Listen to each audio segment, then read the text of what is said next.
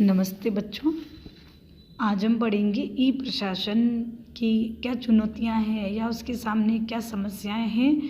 अभी तक हमने पढ़ा ई प्रशासन के लाभ क्या है, उसके गुण क्या है सरकार और जनता के लिए।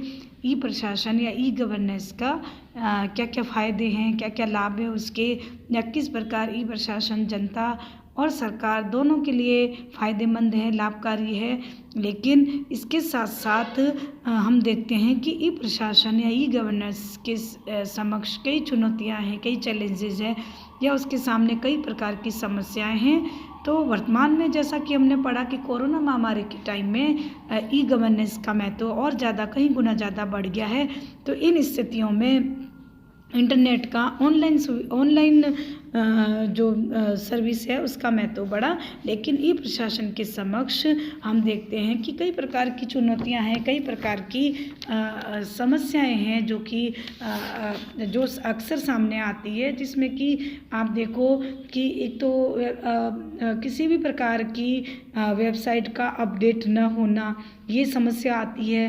कहने के लिए तो सारा विभाग, सरकारी जो विभाग है वो सारे ऑनलाइन है, उसकी वेबसाइट सबकी अपनी अपनी है, लेकिन कई बार वो अद्यतन नहीं होती है, मतलब अपडेट नहीं होती है। कई बार हम वेबसाइट खोलते हैं तो उसमें हमें कई पुरानी जानकारियाँ मिलती है, अद्यतन या नई सूचनाएं उसमें उपलब्ध नहीं हो पाती है। तो ये भी एक बहुत बड़ी समस्या है ई प्रशासन की, ई गवर्नेंस की, जिसमें कि हम देखें कि भारत एक डिजिटल क्रांति की ओर बढ़ रहा है, लेकिन साथ ही साथ उसमें हम देखें कि ऑनलाइन अगर शासन को ऑनलाइन चलाना है तो उसमें ऐसी कई समस्याएं हैं जो कि आड़े आती है। एक और समस्या है कि इंटरनेट की उपलब्धता कितनी है, या भारत में इंटरनेट कनेक्शन या इंटरनेट, आज भी हम देखते हैं कि भारत में गाँव की जो आबादी है या गांव जो है वहाँ पर इंटरनेट की उपलब्धता नहीं है, या फिर इंटरनेट वहाँ पर पर्याप्त उपलब्ध नहीं है। अगर उपलब्ध है तो सर्वर डाउन रहता है।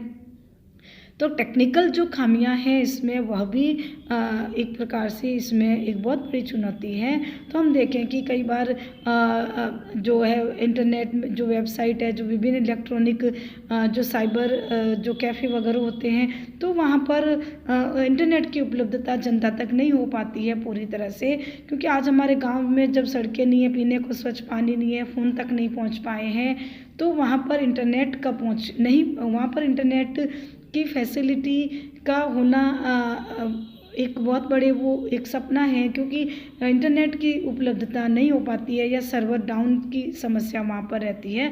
तो सूचना प्रौद्योगिकी के टाइम में जब इतना सूचनाओं का डिजिटल आदान प्रदान हो रहा है, तो उसमें उसका इस्तेमाल भी बहुत बढ़ रहा है। तो ई गवर्नेंस में हम देखें कि उन आधुनिक जो सूचना के जो माध्यम है उसका पहुंचना या उसका जो एक प्रकार से जो काम है वो बहुत धीरे गति से है।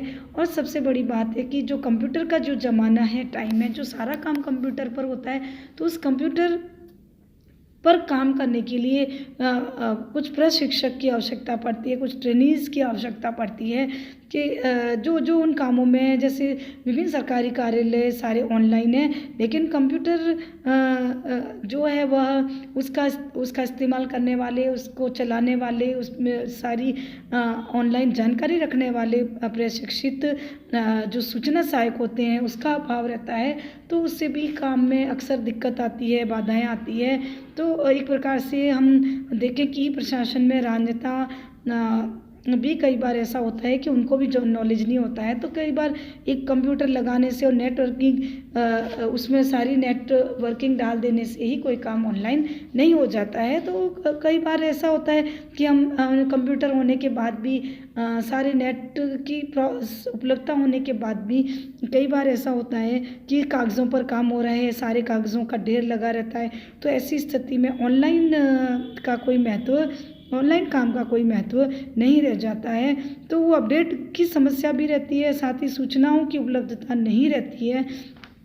साथ ही हम यह देखते हैं कि पर्याप्त आंकड़े, पर्याप्त डाटाज नहीं उपलब्ध होते हैं, तथ्य नहीं उपलब्ध होते हैं कि जब कभी कोई जानकारी भरनी होती है सरकारी ऑफिसों में, तो उन सूचनाओं का, उन तथ्यों का, आंकड़ों का अभाव होता है जो किसी भी विभाग से संबंधित होती है। तो यहाँ पर हम ये देखते हैं कि सबसे बड़ी बात है कि इंटरनेट में साइबर क्राइम बढ़ने की ज़्यादा संभावना रहती है। साइबर अपराधों का जो एक ग्राफ बढ़ रहा है, आजकल हम देखते हैं कि सारा ऑनलाइन हो रहा है, ट्रांजैक्शन वगैरह, पैसों का लेन देन, आदान प्रदान, ऑनलाइन शॉपिंग है। तो इस ऑनलाइन के नाम पर जो ठगियाँ हो रही है, जो लूट मची है, कईयों के खाते हैक हो रहे हैं या फिर बहुत सारी ऐसी चीज़ें हैं जो एक साइबर क्राइम जो बढ़ रहा है। क्योंकि अभी जैसे 2-4 दिन पहले न्यूज़पेपर में आया कि जितना इंटरनेट का इस्तेमाल बढ़ा उससे 350 गुना ज़्यादा साइबर क्राइम्स, अपराधों की संख्या बढ़ी है।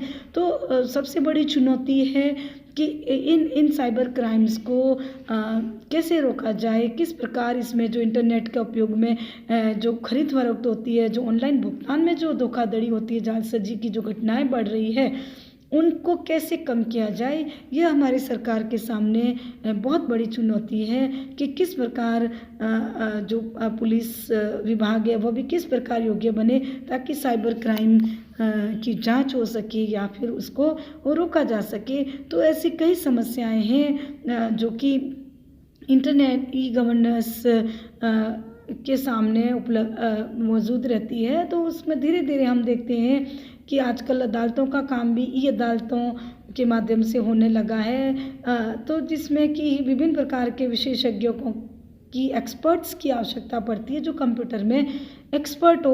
तो वकालत के साथ साथ कंप्यूटर एक्सपर्ट भी होना ज़रूरी हो जाता है ताकि वो सारी इंफॉर्मेशन टेक्नोलॉजी जो कंप्यूटर जो टेक्निक है उसमें जो है वो प्रशिक्षित होने चाहिए। तो हर विभाग में विभिन्न कंप्यूटर प्रशिक्षितों की आवश्यकता पड़ती है।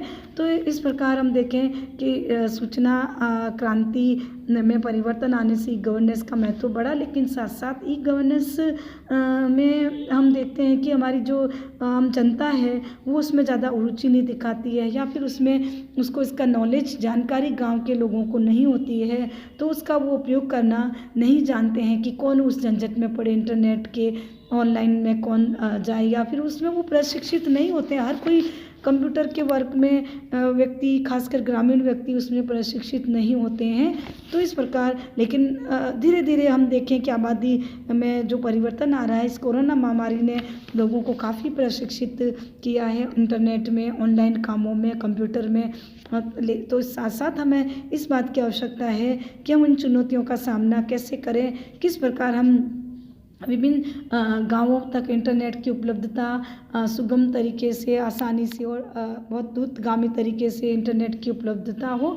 तो इन सब चीज़ों का हमें ध्यान रखने की आवश्यकता है। तो ई गवर्नेंस में कई प्रकार की चुनौतियां, कई प्रकार की समस्याएं हैं जिनका निपटारा करने की आवश्यकता है। कई बार शासन संबंधी सूचनाएं, आंकड़े, तथ्य, विभिन्न डाटाज जो है वो पर्याप्त उपलब्ध नहीं हो पाते हैं या अपडेट नहीं होते हैं, तो उससे भी काम करने में बहुत ही दिक्कत होती है। कई बार सर्वर डाउन होता है या फिर कई बार सर्वर में दिक्कत आती है, टेक्निकल प्रॉब्लम्स आती है। कई बार हम पैसों का ट्रांजैक्शन करते हैं तो उसमें पैसा बीच में अटक जाता है।